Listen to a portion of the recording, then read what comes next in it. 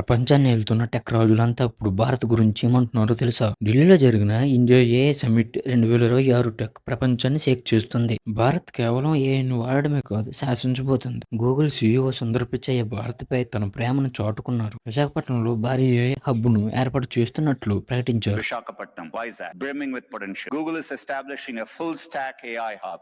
Bharat AI రంగంలో ఒక full stock player కాబోతుంది అని ఆయన జోస్యం చెప్పారు. దీనికోసం గూగుల్ $15 బిలియన్ల పెట్టుబడి పెడుతుంది. ఇక ఓపెన్ ఐ సీఈఓ సాల్ట్ అల్ట్మాన్ అయితే ఒక సెన్సేషనల్ విషయం చెప్పారు. మన దేశంలో ప్రతి వారం 10 కోట్ల మంది చాట్ జీపీటీని వాడుతున్నారంట. భారతదేశం ఏఐ భవిష్యత్తును నిర్దేశించే శక్తిగా మారిందని ఆయన చెప్తున్నారు. అంతేకాదు 2028 కల్లా మానవుడి మెదడు కంటే డేటా సెంటర్లు ఎక్కువగా తెలివైనవిగా మారుతున్నాయి అని ఇంటిచ్చారు. రిలయన్స్ అధినేత ముఖేష్ అంబానీ భారత్ ఇక ఇంటెలిజెన్స్ ను అద్దెకు తీసుకోదు, సొంతంగా తయారు చేస్తుంది అని 10 లక్షల కోట్ల పెట్టుబడిని ప్రకటించారు. అటు టాటా గ్రూప్ కూడా ఏ చిప్స్ ను తయారు మొదలు పెట్టింది. మొత్తానికి ప్రపంచ టెక్ రాజధానిగా భారత్ అవతరిస్తుంది. మరి ఏ వల్ల ఉద్యోగాలు పోతాయా లేక కొత్త అవకాశాలు వస్తాయా? మీరు ఏమనుకుంటున్నారు? కింద కామెంట్ సెక్షన్ లో కామెంట్ చేయండి. మరిన్ని టెక్ అప్డేట్ గురించి మన అప్డేట్ ఫ్యాక్ట్ యూట్యూబ్ ఛానల్ ని సబ్స్క్రైబ్ చేసుకోండి.